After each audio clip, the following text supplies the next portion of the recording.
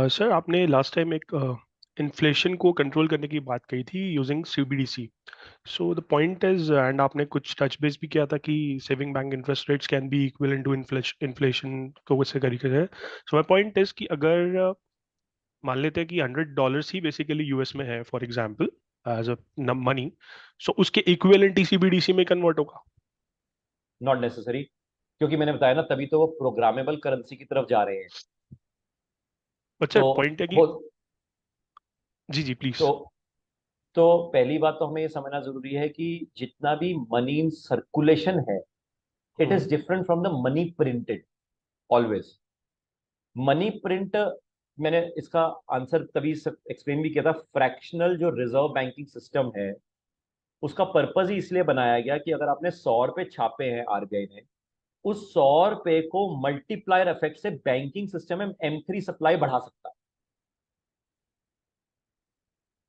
मैं आप अनम्यूट हो, म्यूट होगा क्या? एक मिनट, आपको मैंने अनम्यूट किया है। वीडियो भी ऑन करोगे तो शायद बेटर वार्तालाप हो पाएगी। श्योर। सर एक बार दोबारा एक्सप्लेन करेंगे क्या कहना चाहते हैं यहाँ पे दोबारा। अच्छा, वो आपका कैमरा नहीं चल रहा, आपको शायद दोबारा लॉग इन करना पड़ सकता है।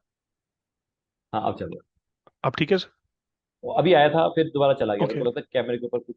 हाँ, अब ठीक है। अभी ठीक है। और हाँ जी। मैं ये कह रहा था कि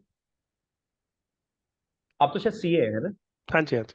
हाँ, तो फिर तो आसान है। देखो, अगर आरबीआई ने जितना पैसा छापा है, हम्म, दैट इज मनी प्रिंटेड।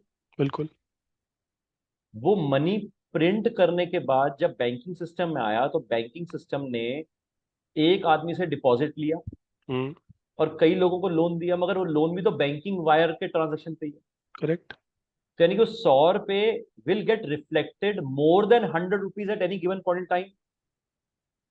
ठीक है। से फॉर ओके। एग्जाम्पल, मैंने सपोज सारा 100 रुपए मेरे पास है, हम्म मैंने 100 रुपए बैंक में जमा करा, हम्म। बैंक ने उसमें से 20 रुपए आपको दे दिया। ओके। वो 20 रुपए वापस आपके अकाउंट में रिफ्लेक्ट तो 20 रुपए ही हो रहा है।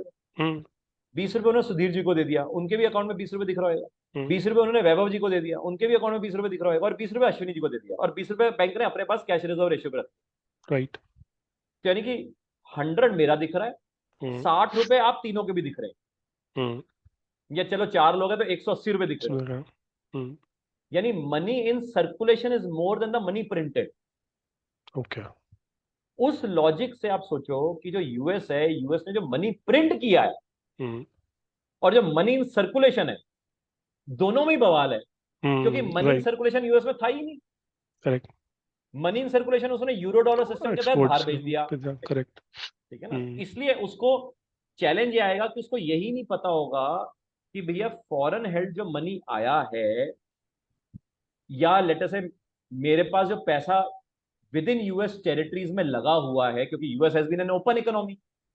तो यूएस की इक्विटीज में लगा है, यूएस की डेरिवेटिव पोजीशंस में लगा हुआ है, यूएस के लेटर से रियल एस्टेट में लगा हुआ है, यूएस के पेंशन फंड के एसेट्स में लगा हुआ है। कहां कहां से किस किस ने लगा रखा है, वो सब मनी सप्लाई ही है। हम्म तो अल्टीमेटली जो उसका कैलकुलेशन होएगा मनी को कंट्रोल करने का, जो मेरे को लगता है, मेरे को नहीं पता, बाकी वो समझदार ज्यादा है अपने देश को हम्म। बचाने के लिए। मेरे को लगता है सबसे पहले तो उनको ये चेक करना पड़ेगा कि बैक टू बेसिक जाना पड़ेगा कि भैया money in circulation back to equivalent to the resources held by US पे जाना पड़ेगा। करेक्ट। और जैसे ही वो उस तरफ जाएंगे तो पंगा उनके लिए एक और है, उनको रिसोर्सेज पब्लिक करने पड़ेंगे। एटलीस्ट पब्लिक अपने लिए तो करने पड़ेंगे, हमें चाहे ना भी बताओ। और वहाँ पे मेरे को तो सबसे बड़ा डाउट है कि गोल्ड उनका होएगा ही।